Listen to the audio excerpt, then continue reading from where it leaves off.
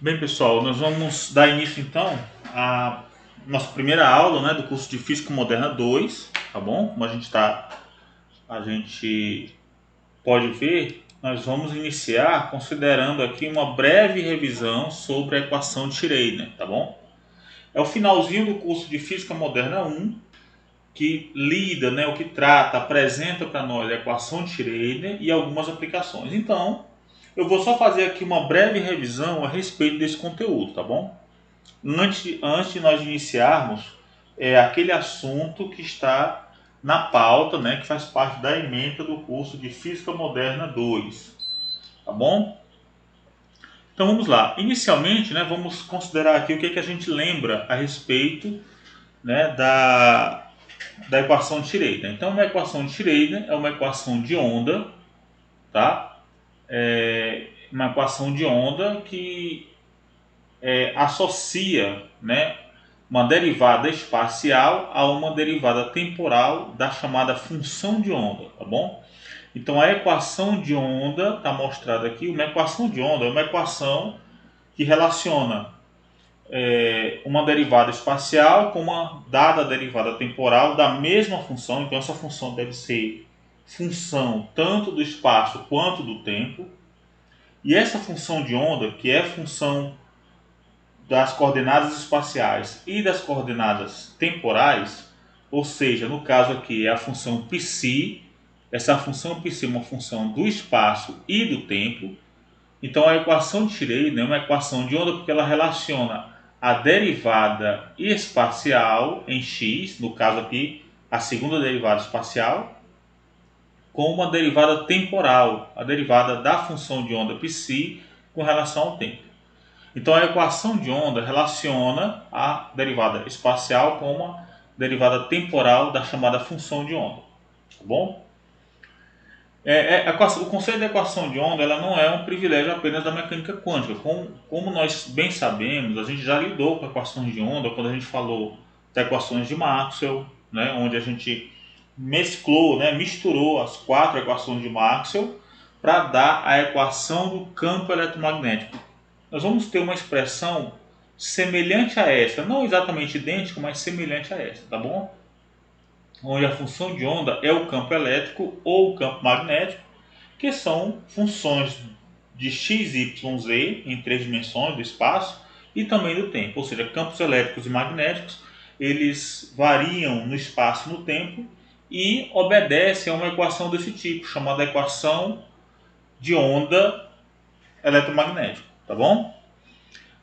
Ondas que se movem na água, que também se movem ao longo de uma corda, elas se propagam através de uma corda esticada, né? Elas têm também uma equação semelhante. Muito bem, então o que nós vamos considerar aqui são algumas propriedades, vamos revisar algumas propriedades dessa função de onda. Essa função de onda, ela é uma função do espaço e do tempo, e aqui nós estamos considerando apenas a equação de Schreiber em uma dimensão, só depende de uma coordenada espacial, tá bom? No caso aqui, a coordenada espacial é x. Então podemos escrever que a função de onda psi, esse psi maiúsculo aqui, olha, psi de xt, pode ser muito bem representada por uma função exponencial, uma função de onda da nossa experiência com ondas eletromagnéticas e ondas mecânicas lá dos cursos de física básica.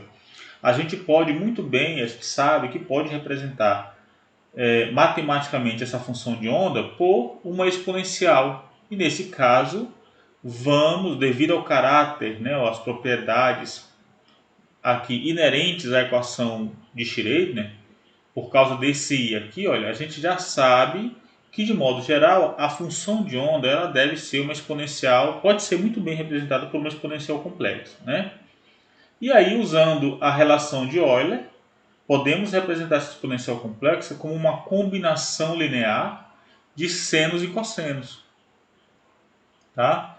Então, função seno e a cosseno combinadas, elas expressam soluções para essa equação aqui, tá bom? Para a equação de Schreiber.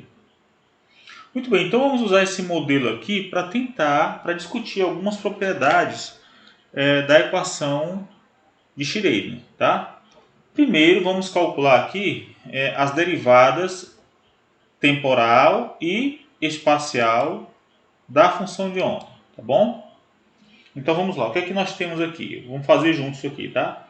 Então isso aqui significa que eu estou escrevendo, ó, derivada parcial no tempo de quem? Posso colocar A é elevado a I kx menos ômega t, que vai dar o quê?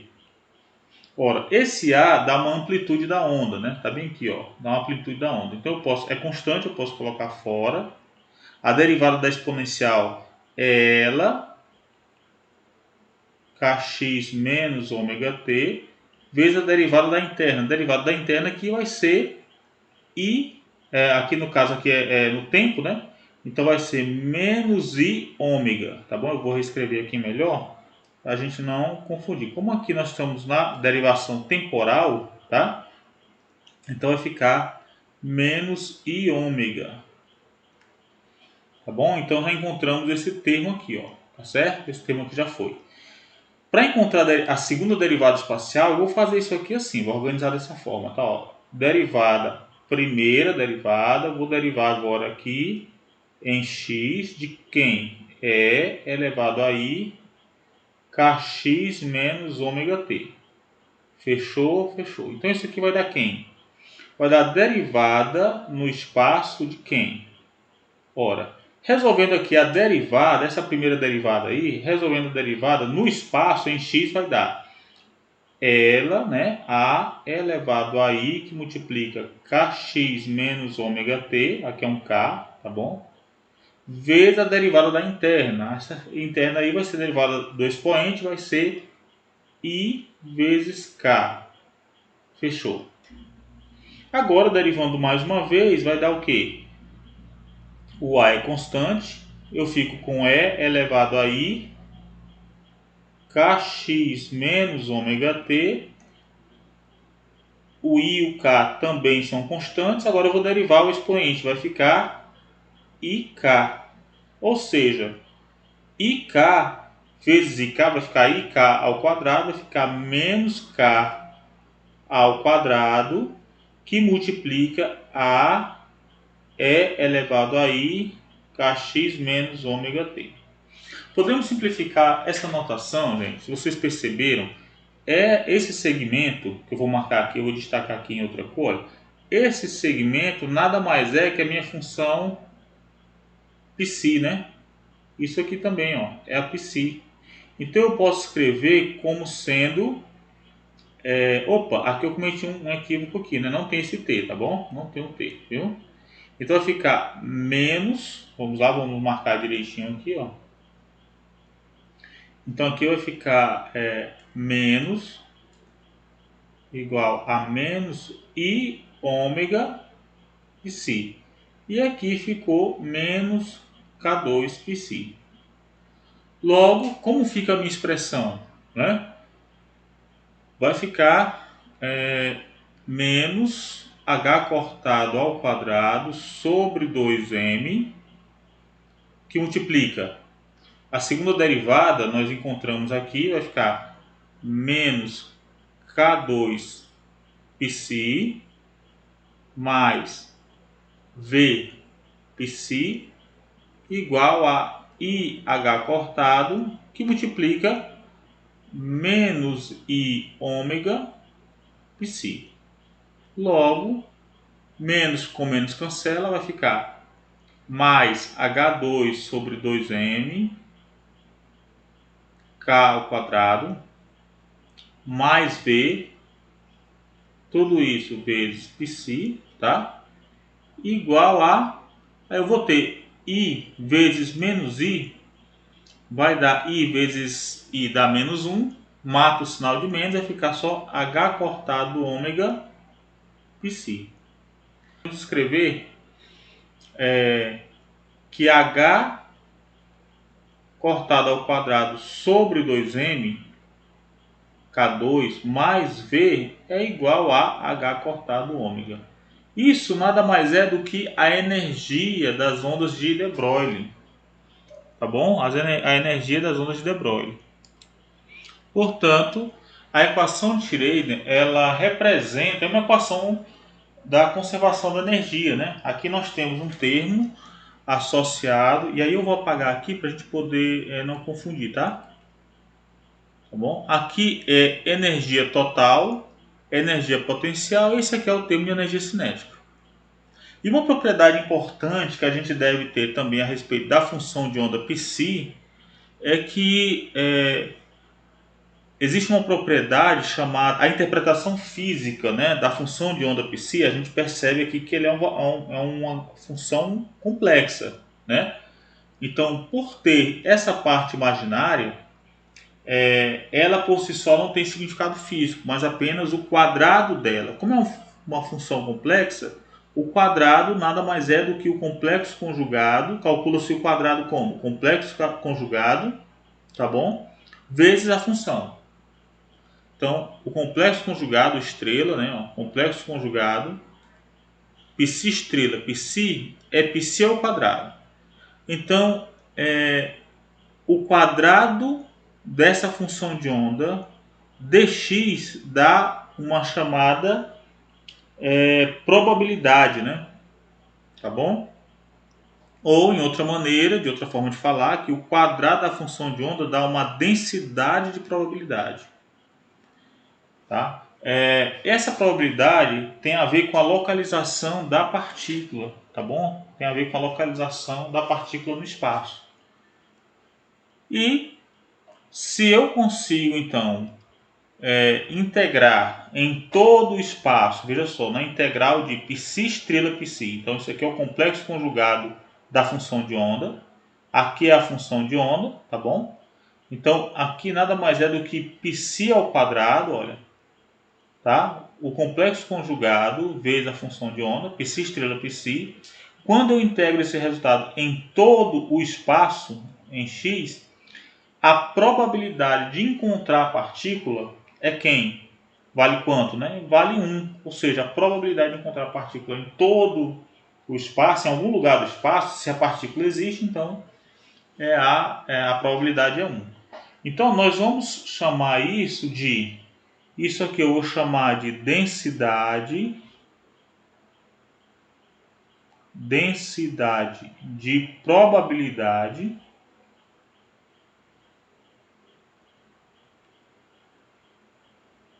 tá bom? É o P, P é a densidade de probabilidade, e essa regra aqui, ó, essa equação é a chamada condição de normalização, que vai ser utilizada por nós, tá bom? Logo, logo. Condição de normalização. Então a gente guarda essas regrinhas aí, tá bom? Então a gente já mencionou que a função de onda psi ela é uma função do espaço e do tempo, como a gente observa aqui na equação de Tirei, né? Então nós podemos muito bem representar essa função de duas variáveis, né, a função de x e t, como sendo uma função x e t, como sendo um produto de funções, uma que só depende de x e outra que só depende do tempo. Uma só depende do espaço e a outra só é função do tempo. Tá certo? Se a minha função de onda ela é função de x e de t, eu posso muito bem representar pelo produto de uma função só de x e outra só do tempo. Continua sendo uma função de x e t. Então o que nós vamos fazer é aproveitar essa forma, a possibilidade de expressar a função de duas variáveis como produto de duas funções, cada uma de uma variável só. Tá certo? Então, muito bem, o que é que nós podemos fazer? Vamos colocar essa expressão na equação de Tirei. Eu fico com ela assim, ó, menos h cortado ao quadrado sobre 2m. Lembrando que esse h cortado ele é igual a h sobre 2π, tá bom? H é a constante de Planck. Então, a gente, para não ficar carregando esse 2π o tempo todo, a gente escreve como h cortado. Então aqui vai ficar derivada parcial em x, segunda derivada parcial em x de φ. Aí eu posso escrever assim, tá bom, gente? Eu costumo escrever essa é a função psi igual a φ de x vezes φzinho de t, tá bom? Então isso aqui vai ser, ó, derivada de φ, sabendo que essa só depende de x e essa só depende de tempo, tá bom? Conforme é escrito aqui, ó. Eu acho essas duas escritas muito parecidas, tá? Então eu vou escrever assim, tá bom? Esse aqui vai ser o φ, assim, e esse é o φ. Muito bem, então isso aqui fica mais... E aí vamos considerar logo de antemão que esse potencial, que embora de modo geral possa ser uma função do espaço e do tempo, o potencial pode variar no espaço de região para região, que é o que mais acontece, mas também o potencial pode variar com o tempo. No mesmo local ele pode ficar flutuando, variando de valor, o potencial, tá? Mas vamos considerar agora, por enquanto, por questão de simplicidade até, e também porque a maioria dos casos é assim, esse v aqui como sendo uma função apenas de x, tá bom? Então isso aqui vai ser φ, né? Uma função do espaço e outra do tempo, tá bom?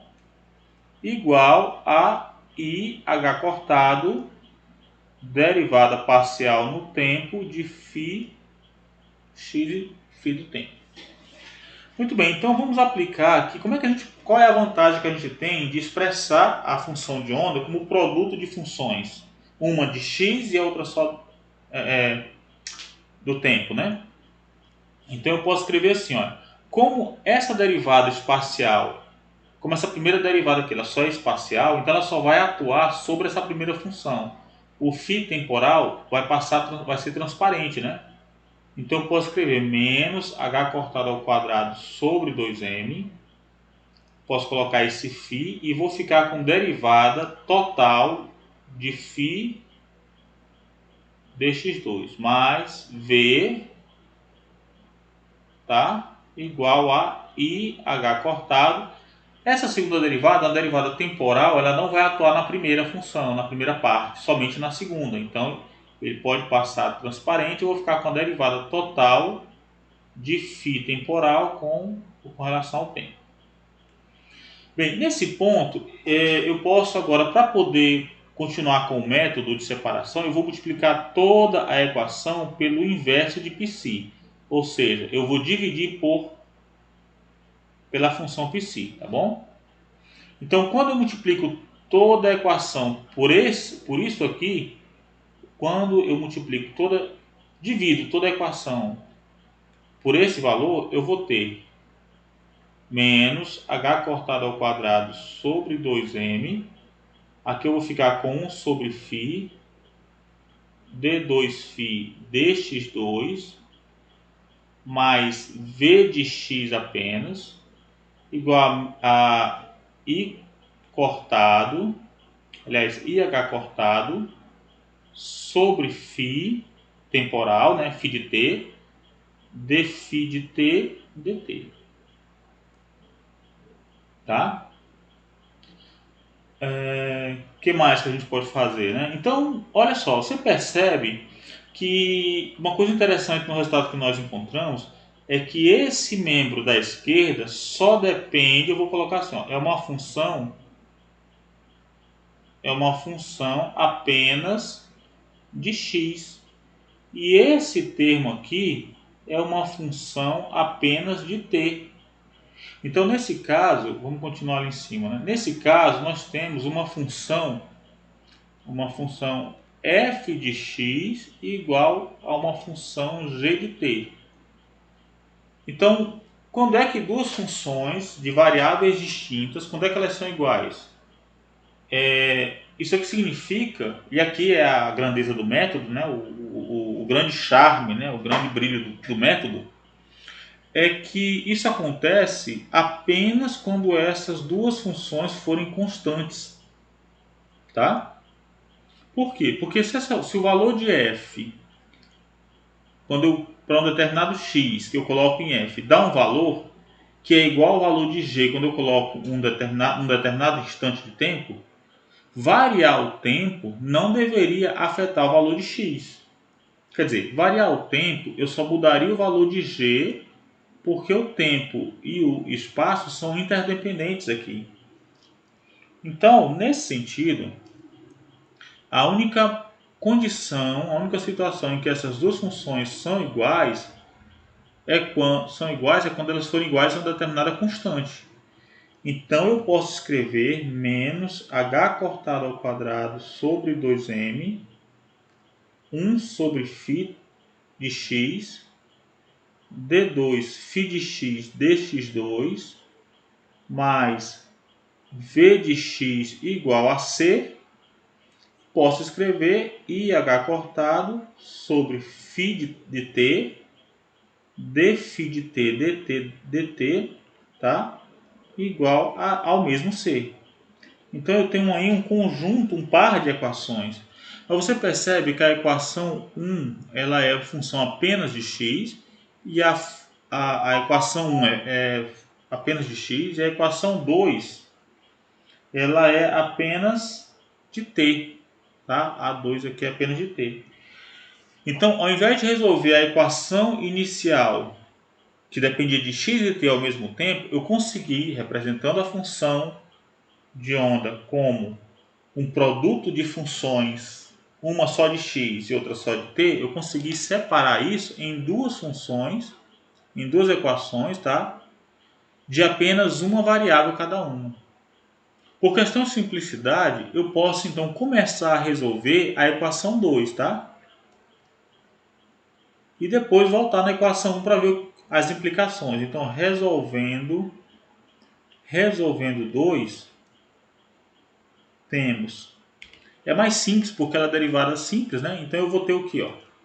Eu vou ter aqui d φ dt igual a c sobre IH cortado, c sobre IH cortado φ. Ou então eu posso escrever, olha, dφ φ igual a menos IC sobre H cortado, eu multipliquei em cima e embaixo por I, tá bom? dt. Então, resolvendo a integral, eu vou ter a integral de dφ sobre φ vai ficar ln de φ igual a menos IC sobre H cortado t. Ou, aplicando aqui a exponencial, né, calculando aqui a inversa do ln, eu vou ter que a função φ de t é igual a e elevado a menos IC t sobre h cortado. Aí, encontramos, esse aqui é um e, tá bom?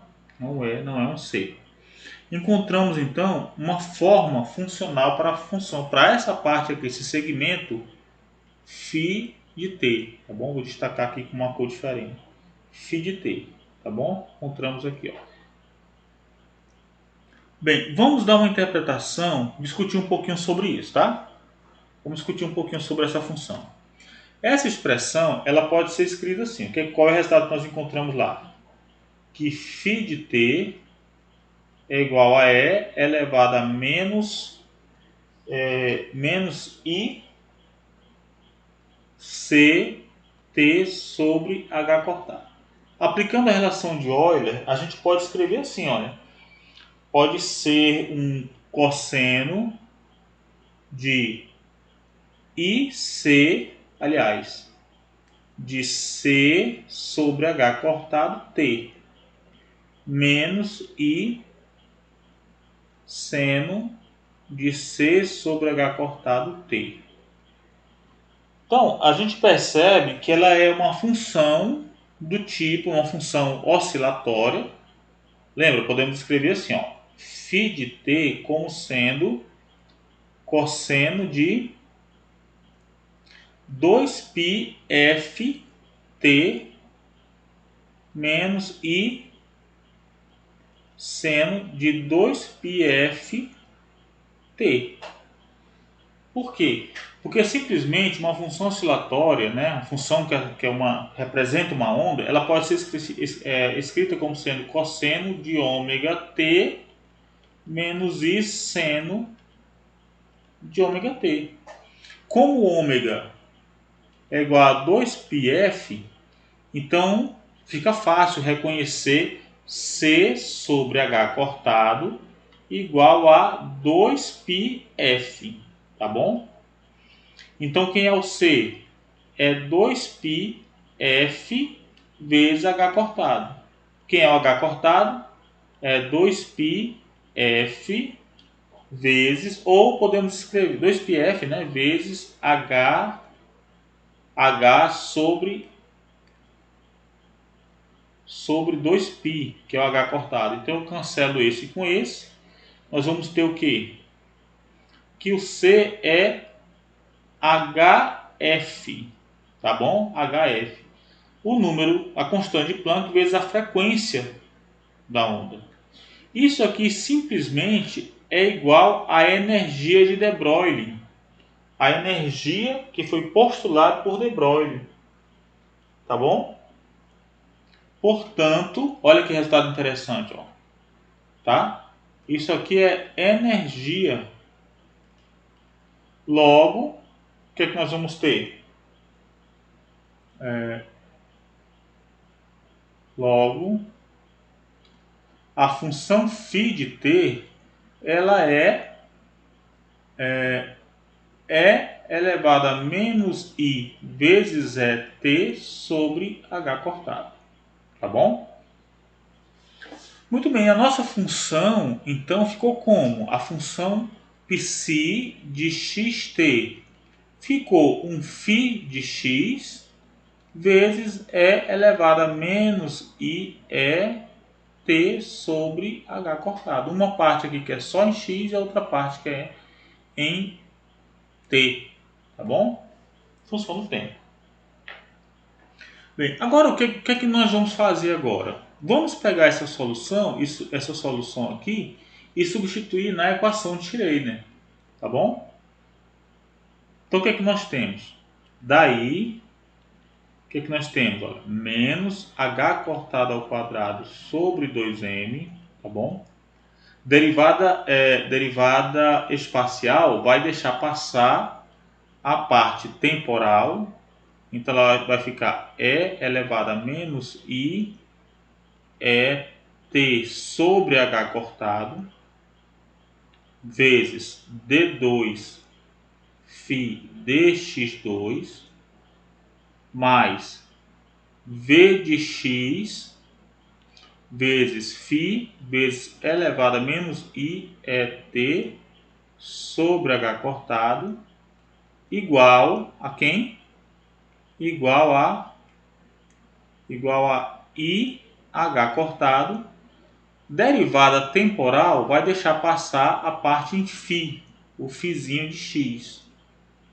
E vai ficar a derivada temporal desse trecho aqui, que é e elevado a menos i et sobre h cortado vezes menos i e sobre h cortado. Então vamos lá, o que a gente pode eliminar aí, né? Tem alguma coisa que a gente pode eliminar. Desse primeiro termo, eu posso eliminar essa exponencial com essa exponencial e essa exponencial, tá bom? O que mais que eu posso cortar? Esse h cortado eu posso cancelar com esse. Esse i com aquele menos i também posso cancelar. E o que é que resta? Bem, o que é que ficou aí, né? Vamos ver o que é que ficou. Daí, o que é que a gente vai ter, ó? Menos h cortado ao quadrado sobre 2m, d2 φ de x, dx2, tá? Mais v de x, φ de x, igual a e vezes φ de x. Esta equação que eu vou marcar aqui, ó, essa equação é a chamada equação de Schrödinger independente do tempo, tá? Então, tem uma interpretação peculiar ou especial, né? Ela representa funções ou sistemas, né? Representa sistemas quânticos, né, que não evoluem no tempo, representando sistemas estacionários, tá bom? Então, como uma aplicação, né, do que a gente acabou de ver, vamos considerar um sistema quântico, né, uma situação que é o poço quadrado infinito. O poço quadrado infinito ele é definido por essas equações. Dentro de um intervalo que eu deixo x entre 0 e L, o potencial vale zero, e fora desse espaço ele é infinito. Então, graficamente ele é assim. Aqui o potencial é infinito, aqui é infinito e aqui o potencial é igual a zero. Tá bom? Então essa linha em azul aqui mostra o potencial. Eu vou chamar isso aqui de região 1, tá bom? Região 2 e região 3. Então a partícula, ela tem a gente já viu, né, que a partícula tem uma determinada energia e em cada região, né, em cada momento, em cada região do espaço, eu vou ter uma energia potencial e uma energia total e, portanto, uma energia cinética. Tá? Então a partículazinha tá dentro dessa região 2, né, 3 ou 1, tá bom? Está nesse espaço aqui. Então o que nós vamos fazer é aplicar, como o potencial aqui ele é constante no tempo, mas ele é um V de x. Para a região 1 ela tem um valor, na região 2 tem outro valor, na região 3 tem outro valor. Então esse potencial aqui é um potencial de x. Bem, então, desse modo, considerando aqui a região 1, vamos colocar aqui a região 1 e a região 3, elas têm potencial V de x igual a infinito. Então, como elas têm potencial, as condições físicas são as mesmas, o que eu vou fazer é resolver para as duas de modo que elas têm formas, né, a solução φ1 e φ3, elas têm formas semelhantes, tá bom? Porque o potencial é o mesmo para as duas regiões, tá? Então vamos lá. Aí eu posso escrever a equação de Schrödinger como sendo menos h cortado ao quadrado sobre 2m d2φ dx2 mais vφ igual a Eφ. Ou escrever menos h cortado ao quadrado sobre 2m d2φ dx2 igual a E menos Vφ. Como esse V ele é muito maior, né? Ele vai para infinito, então na região 1 e na região 3, a energia potencial é muito maior que a energia total da partícula, a energia do ambiente, do meio, a energia potencial é muito maior do que a energia total da partícula. Eu posso escrever isso assim, olha, como sendo aproximadamente aqui, aproximar por menos Vφ, ou, já que o E pode ser desprezado, né? Ou posso escrever D2φ dx2 igual a 2mv sobre h cortado ao quadrado. Tá bom? Muito bem. Vezes φ aqui, né? Ou seja, quem é a função φ? A função φ ela vai ser... posso escrever da seguinte maneira. Vai ficar 1 sobre v, que multiplica h cortado ao quadrado sobre 2m, segundo a derivada de φ com relação a x. Vamos dar uma atenção especial para essa expressão. O que ela diz? Ela diz para nós que a função φ ela é tal né, ela é dada por 1 sobre v de uma constante vezes a segunda derivada espacial de x. Então imagina, se isso aqui é o potencial e esse potencial é infinito lá, eu posso escrever 1 sobre infinito. Independente do valor que isso aqui der, qualquer valor que isso aqui vai ter multiplicado por 1 sobre infinito, isso aqui mostra que a função φ tende a zero. Ou seja, concluímos que φ1 é igual a φ3, que é igual a zero. Pronto. Isso aqui mostra para nós que a probabilidade, lembra que a probabilidade ela é dada pela integral de φ estrela φ dx. No caso, na região 1 seria de menos infinito a zero, ou aqui aí seria a função φ1 e φ1, ou a integral de φ3 estrela φ3 dx de L até mais infinito. Ou seja, nessa região e nessa região, essa aqui seria a primeira integral, tá?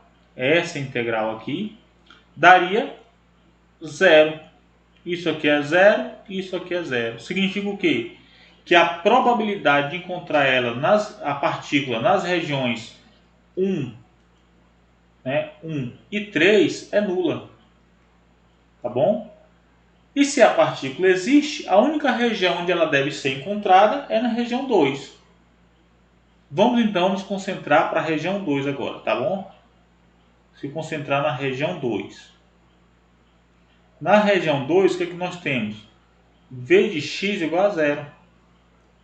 Se V de x é igual a zero, então a minha equação, a equação de Schrödinger fica menos h cortado ao quadrado sobre 2m d2 φ2, tá bom? dx2, aqui eu colocaria mais o v, mas o v é zero, né? É igual a e φ2, tá bom? Então eu posso escrever isso aqui ainda como sendo d2 φ dx2 igual a menos 2me sobre h cortado φ2. Eu não vou mais escrever o 2 porque para não ficar carregando, tá bom? Essa anotação aí. Muito bem, então perceba que essa expressão relaciona uma segunda derivada da função φ, tá? Segunda derivada da função φ com a própria função. Tá certo? Ó, derivando uma função duas vezes, eu devo obter ela de novo. Opções que nós temos: esse φ de x pode ser um cosseno, tá bom? Um cosseno aqui de x. Pode ser um seno de x, né? Derivando duas vezes o cosseno, eu vou encontrar o cosseno de novo. Derivando duas vezes o seno, eu vou encontrar o seno de novo. Mas pode ser uma combinação linear dos dois. Por exemplo, uma exponencial. Posso então supor, de modo geral, que esse φ de x é dado por um e elevado a sx. Vamos ver o que dá? Tentando aqui φ2, φ2 como sendo φ2 de x como sendo um e elevado a sx, temos dφ dx igual a s e elevado a sx e d2 φ dx2 como sendo s ao quadrado e elevado a x, a sx, né? Então, como resultado, nós temos da equação que a gente tem, voltando lá, ó, a equação que a gente tem é essa, a equação que nós estamos trabalhando é essa.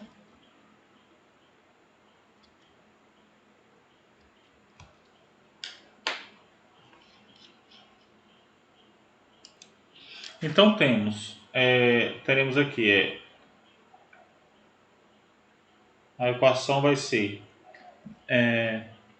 D2 φ dx2 mais 2me sobre h cortado ao quadrado, φ igual a zero. Tá? Lembre-se que a gente colocou, eu coloquei o menos aqui, tá bom? Mas coloquei para o outro lado, ficou positivo, tá bom?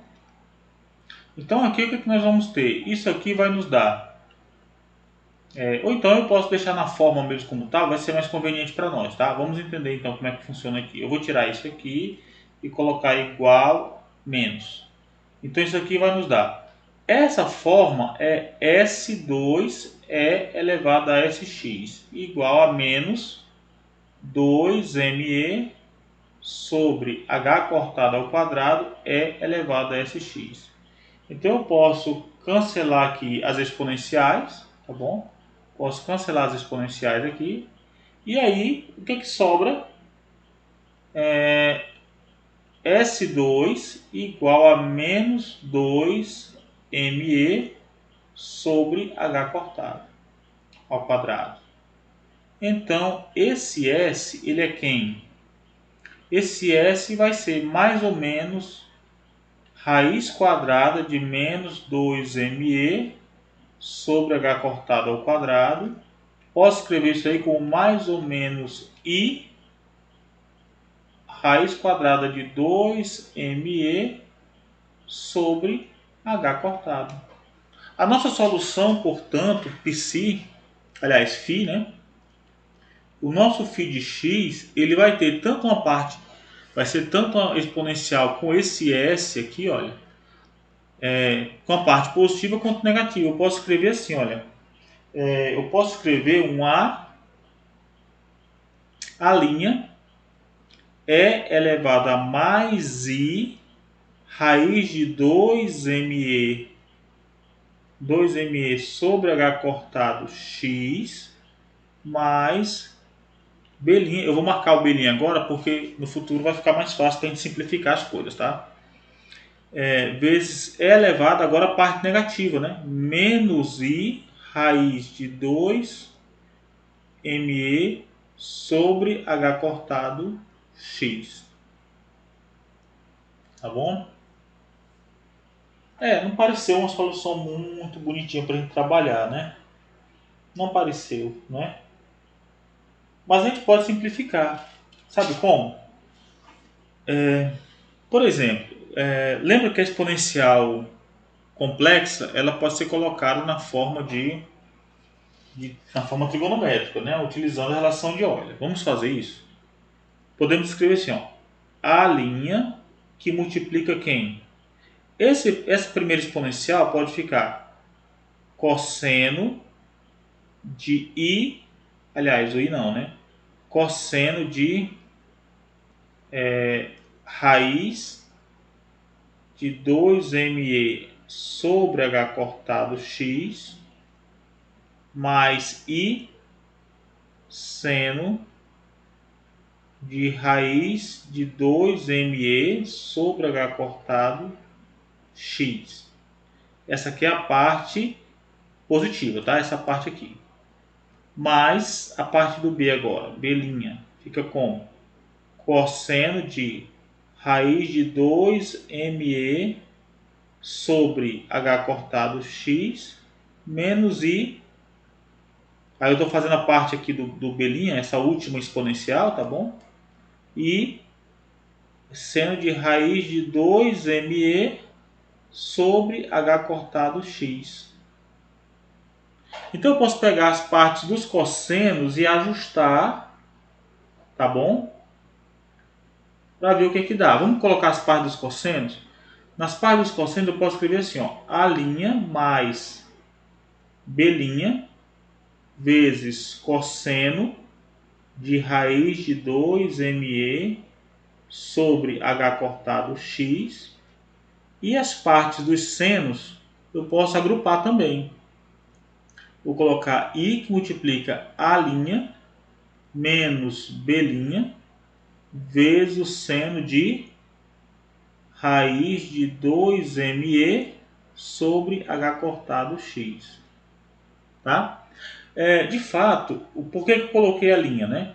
Esse A' e esse B', na realidade, são constantes. Eu posso chamar isso aqui de uma constante só A, por exemplo.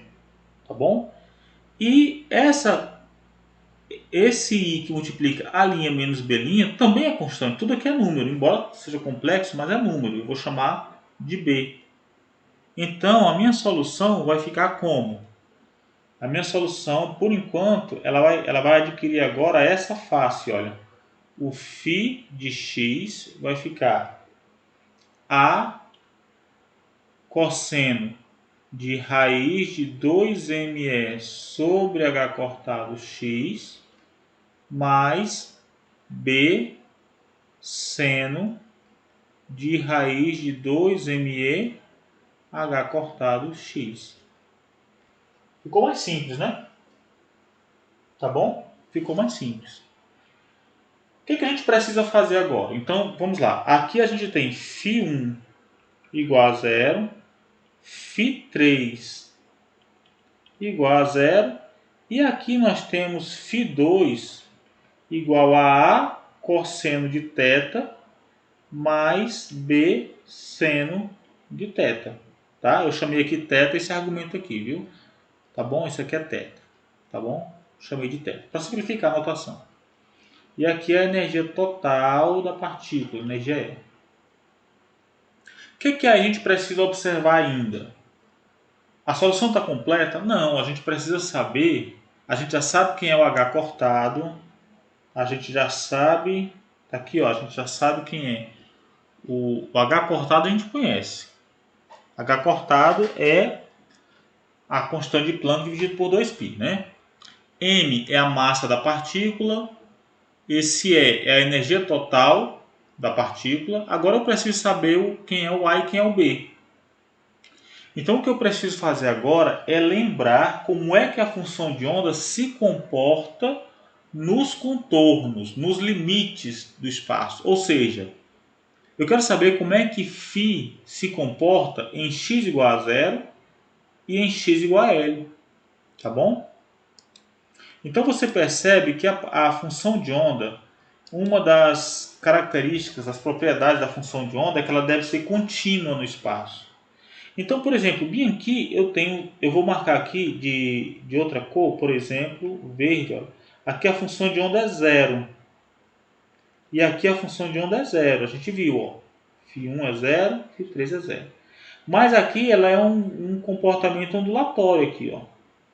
Então eu não posso vir ondulando aqui e quando chegar em x igual a zero, ela cair para zero aqui, ó.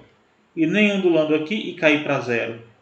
Tá bom? Porque eu teria essa descontinuidade, essa quebra aí. Então, o que deve acontecer é uma continuidade. Se é zero aqui, ela deve começar a oscilar aqui dentro, ó, e até finalizar aqui. Então, em outras palavras, em x igual a zero, então eu vou marcar ali, em outras palavras, em x igual a zero, o que é que nós devemos ter? φ1 é igual a φ2. Em x igual a Lzão, aqui no outro extremo, também. φ2 deve ser igual a φ3. Tá? Ou seja, igual a zero e igual a zero. Então vamos lá, vamos aplicar as condições de contorno. Essas são as condições de contorno, tá bom? Condições de contorno. Então vamos lá. Em x igual a zero, eu vou marcar condição de contorno 1, condição de contorno 2, tá bom? Aplicando a condição de contorno 1, nós vamos ter, em x igual a zero, eu vou escrever φ2 de x igual a zero é igual a zero. Ou seja, A cosseno de zero mais B seno de zero é igual. Isso aqui eu coloquei lá no x, ó, tá bom? No φ2, isso aqui é o φ2, tá? Lá no φ2 eu coloquei x igual a zero, então ficou raiz de 2me sobre h cortado vezes zero dá zero, né? Isso aqui tem que dar zero, tá bom? Cosseno de zero dá 1, né? Cosseno de zero dá 1. E o seno de zero dá zero. Então isso aqui vai me levar a dizer que A vezes 1 mais B vezes zero dá zero. Ou seja, A é igual a zero. Opa, interessante, ó, A é igual a zero. Então a função φ2, ela na realidade não é aquilo tudo não. Ela só é B seno de raiz de 2me, tá? Sobre h cortado x. Agora vamos para a condição de contorno 2. Lá em 2, o φ2 para x igual a L também dá zero. Ou seja, o que nós vamos ter aqui? Aqui é só colocar o x igual a L. Então nós vamos ter B, né? Então nós vamos ter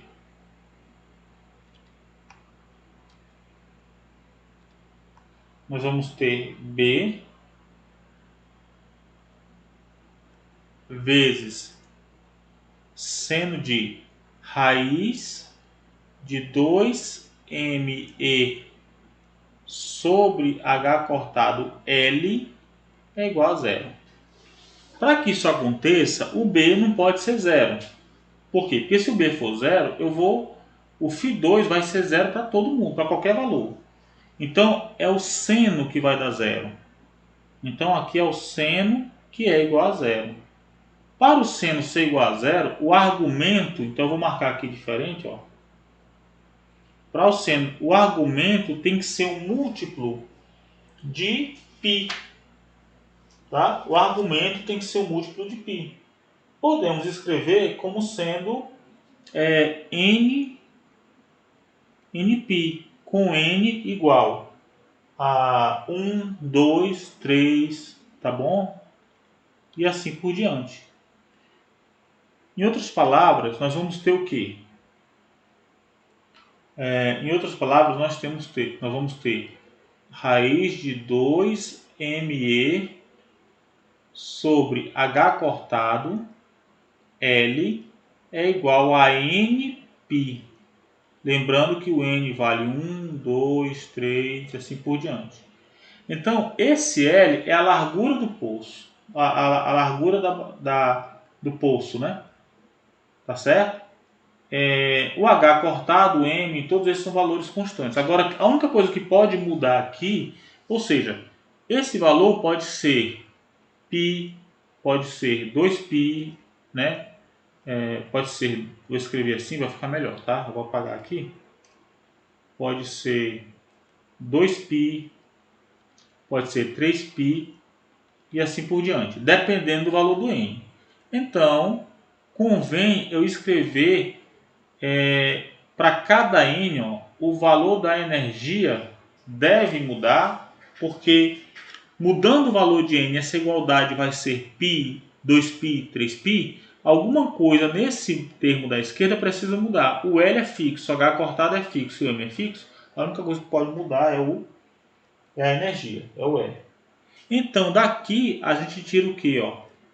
Que 2m n sobre h cortado ao quadrado é igual, aliás, h cortado ao quadrado L2 é igual a n2π ao quadrado.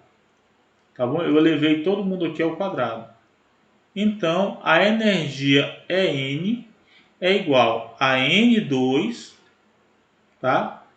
Que multiplica, vamos lá, π ao quadrado, h cortado ao quadrado, sobre 2ml ao quadrado. Então isso aqui mostra que para n igual a 1, 1 é igual a π ao quadrado H cortado ao quadrado sobre 2mL2.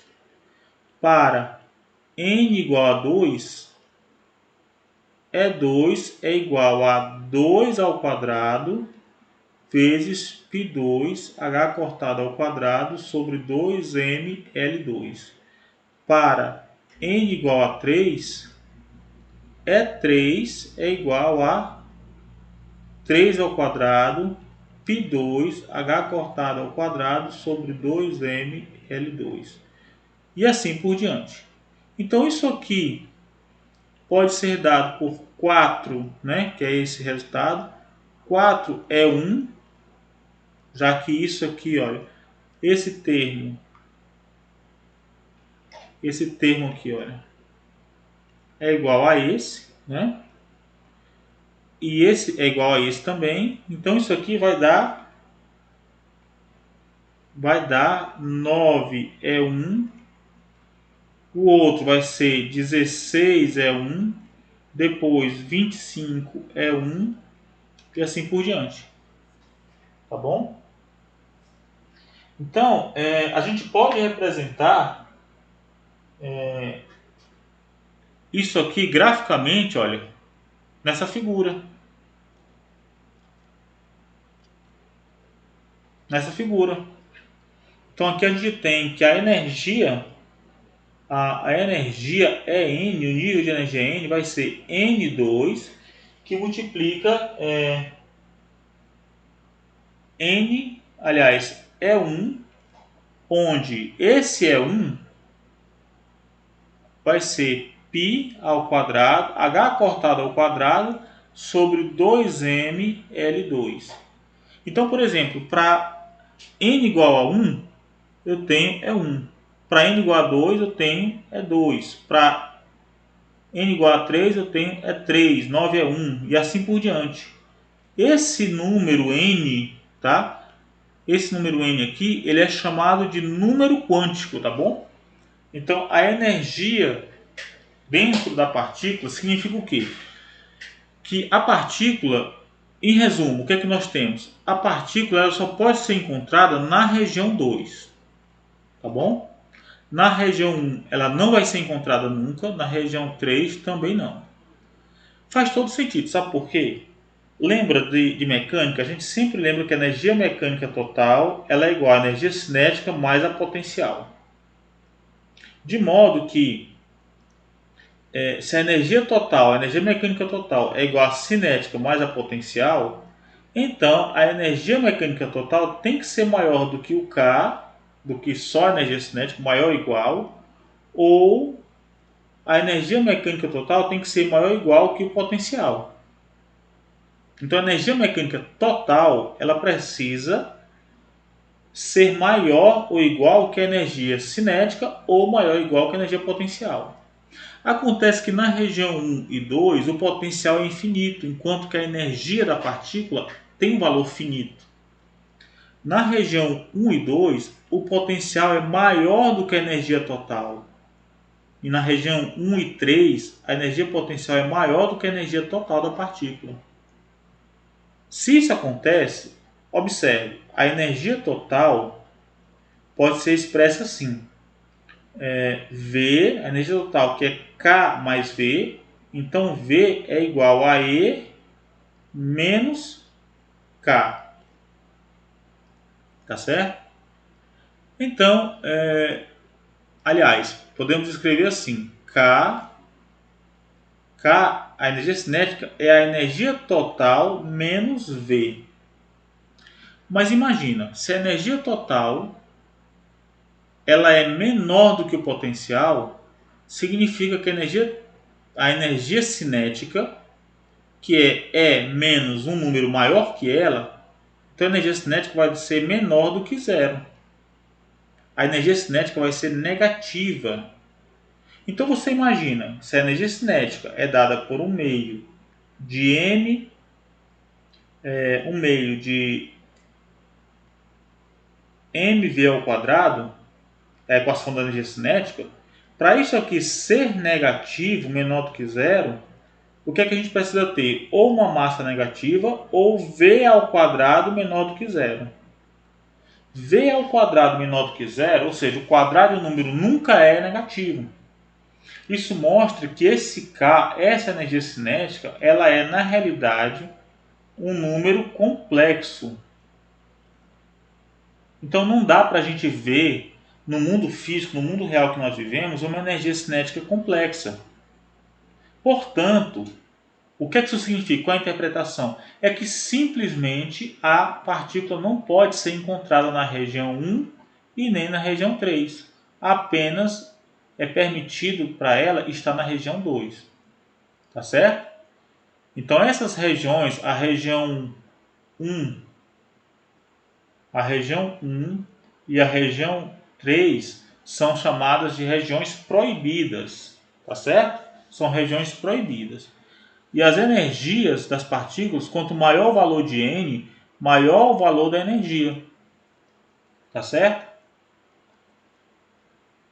Muito bem, então podemos finalizar aqui considerando a energia.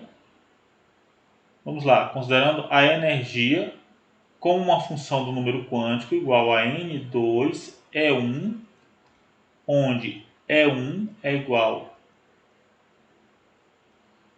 a π2 h cortado ao quadrado sobre 2mL2, e a única região onde a partícula pode ser encontrada é na região B, seno de raiz de 2mE n, né, h cortado x, tá bom? A gente ainda precisa considerar o seguinte, falta determinar o B ainda, né? E a gente determina o B, lembrando que a partícula ela precisa ser encontrada, ela é encontrada apenas na região 2. Então, se eu integrar de 0 a L, que é a região 2, tá vendo? De 0 a L, que é a região 2. Se eu integrar isso daí, tá? O φ2 estrela φ2 dx tem que dar quanto? Qual é a probabilidade de encontrar a partícula na região 2? Tem que dar 100%. Isso aqui é simplesmente escrever a integral de 0 a L de B2 seno ao quadrado de raiz de 2mE sobre h cortado x dx. A solução igual a 1, não é isso? A solução é B igual a raiz de 2 sobre L. Raiz de 2 sobre L. Portanto, a função de onda que descreve o comportamento da partícula é raiz de 2 sobre L vezes seno de raiz de 2mE sobre N h cortado x. Tá bom? Então tá aqui a função de onda, né? Tá aqui a energia, ok? E aí finalizamos aqui a discussão, né, da aplicação da equação de Schrödinger em uma dimensão aplicada ao posto de potencial. Tá bom? Essa figura ela mostra as funções de onda, as funções π2. Aqui é para n igual a 1, tá bom? 1, tá? φ1, φ2, φ3, é aquela equação lá, tá? É o φ n igual a raiz de 2 sobre L, tá? 2 sobre L, seno de raiz de 2mE sobre h cortado x. Então a forma é essa daqui, olha. Tá bom? Para n igual a 1, para n igual a 2. Então aqui a gente tem isso, ó, tá? Para n igual a 2 temos isso. Para n igual a 3 temos isso, ó. Para n igual a 4, né? A gente vai ter 4 nodos aqui, ó, assim, ó. E assim por diante, tá bom? E aqui nós temos o quadrado da função de onda, da probabilidade. Aqui mostra, por exemplo, que quando eu estou no estado de mais baixa energia, para n igual a 1, a probabilidade de encontrar esse π ao quadrado aqui, ó, dá a densidade de probabilidade. A probabilidade de encontrar a partícula é na região central aqui, ó. Quando eu estou em n igual a 2, é mais provável que eu encontre ela nessa região ou nessa, mas não no meio, mas não no centro.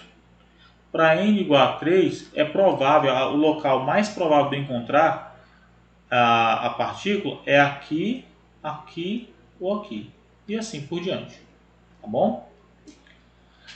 Muito bem, então agora sim finalizamos, né, a nossa consideração de hoje. Tá bom?